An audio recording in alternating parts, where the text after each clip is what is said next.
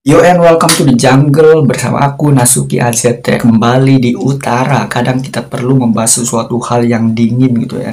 Topik pembahasan kali ini banyak para bos yang iri terhadap bawahannya gitu kan.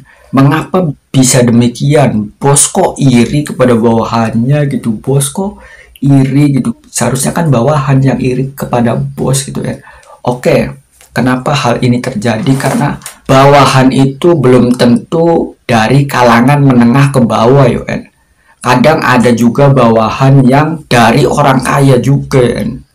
Lah, Bang, masa orang kaya kok masih bekerja gitu? Ya, saya menemui sendiri gitu kan, pengalaman saya gitu pas bekerja di pabrik dan di toko gitu kan. Saya melihat sendiri langsung gitu kan bahwa banyak anak-anak orang kaya ini atau orang kaya lah intinya sih yang bekerja menjadi buruh pabrik dan pelayan toko gitu kan. Banyak orang-orang kaya yang tidak memilih untuk berkuliah gitu kan. Itulah mengapa bos-bos pada iri gitu kan kepada bawahannya, karena bawahannya mungkin pas berangkat bekerja diantar oleh mobil gitu, sedangkan bosnya sendiri itu malah naik motor butut gitu ya.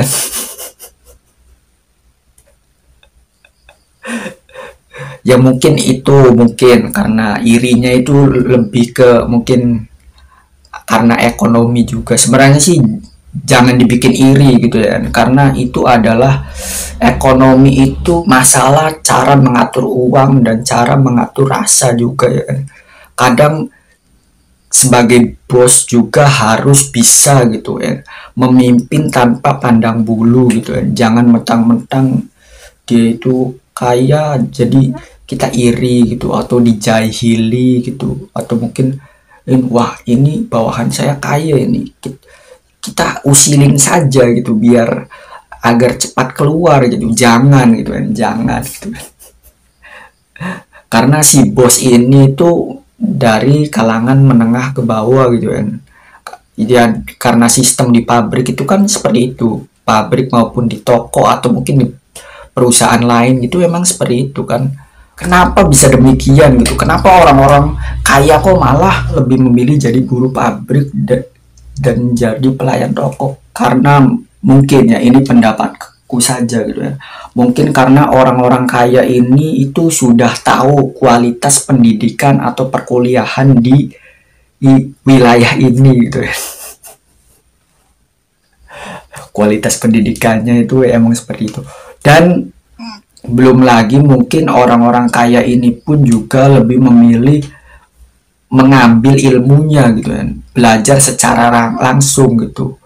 Jadi setelah dia itu mempelajari pabrik gitu, setelah dia itu bekerja di sebuah pabrik gitu, jadi buruh pabrik, dia itu mempelajari cara kepemimpinan bosnya gitu, cara mengelola sampahnya gitu, cara mengelola uh, anak buahnya gitu, mengelola keuangannya gitu.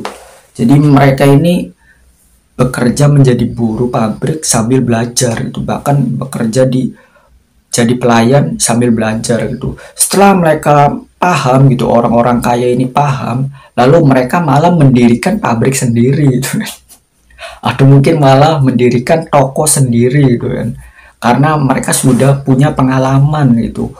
Setelah mereka bekerja menjadi buruh pabrik dan menjadi pelayan toko atau menjadi petugas kebersihan atau pedagang kecil-kecilan gitu.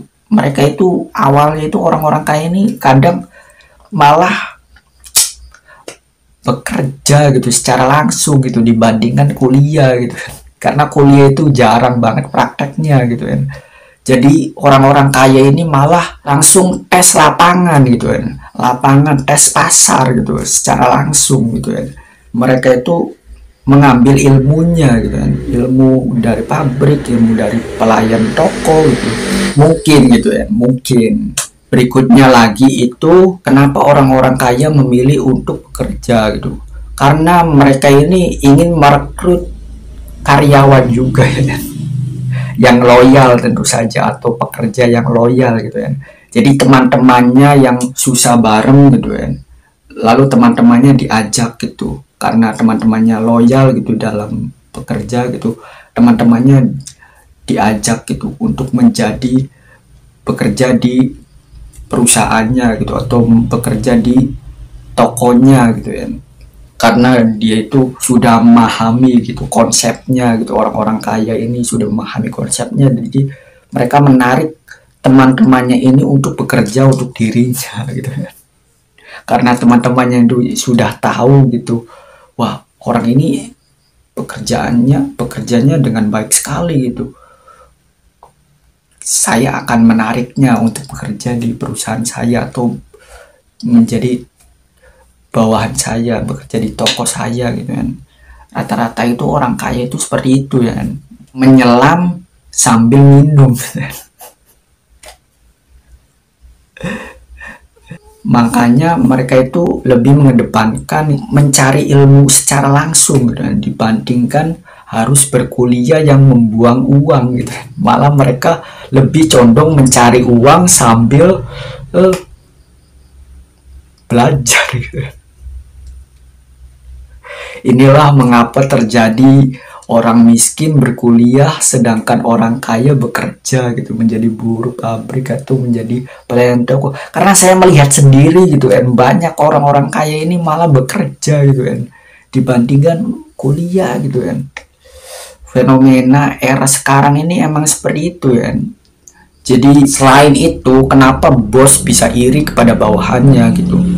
Karena kadang kehidupan bawahannya pun juga lebih mengasihkan gitu, dimana bawahannya sering jalan-jalan gitu, atau mungkin mendapatkan pasangan hidup atau pacar yang cantik gitu, sedangkan bosnya sendiri malah sendirian di kontrakan gitu ya, sambil makan emin, sambil nonton film gitu, menangis gitu bosnya sendiri karena dia sering ditolak gitu.